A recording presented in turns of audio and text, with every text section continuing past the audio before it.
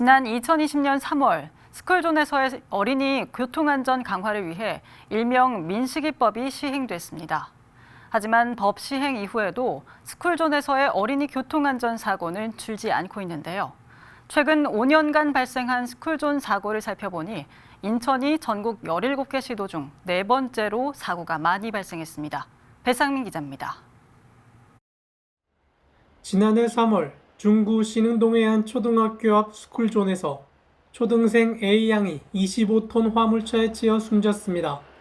민식이법이 시행되고 나서도 스쿨존에서의 어린이 교통사고는 줄지 않고 있습니다.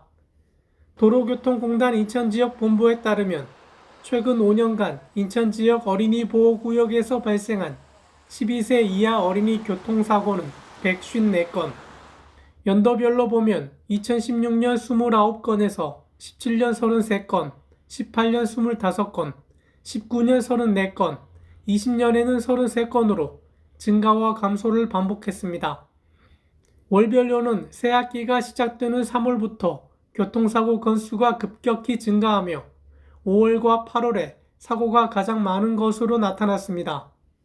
사고 건수는 전국 17개 시도 가운데 경기, 서울, 부산에 이어 4번째로 많습니다. 인천시 기초지자체별로 살펴보면 서구가 42건으로 가장 많고 남동구 28건, 부평구 26건, 연수구 21건 등의 순입니다. 사상자 연령별로는 8세가 19%, 7세가 17.7%, 5, 6세와 9세가 각각 12.7%로 나타났습니다.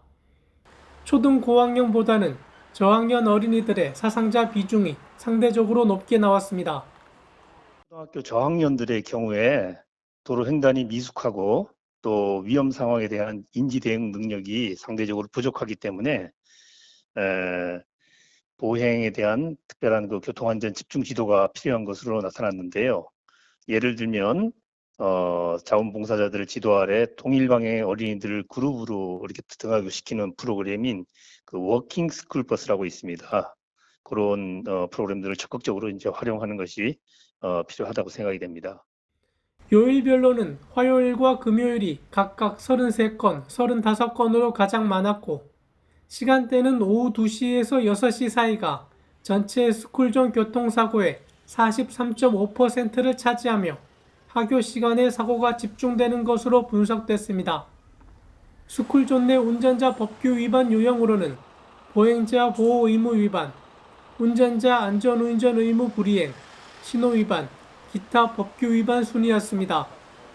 도로교통공단은 그동안 무인 단속 장비 확충, 스쿨존 사고 시 처벌 강화, 안전속도 5030 정책 실시에도 불구하고 OECD 국가 대비 어린이 보행자 평균 사망자 수가 약 1.5배 이상 많다며 정부와 지자체, 유관기관의 대책 마련을 주문했습니다.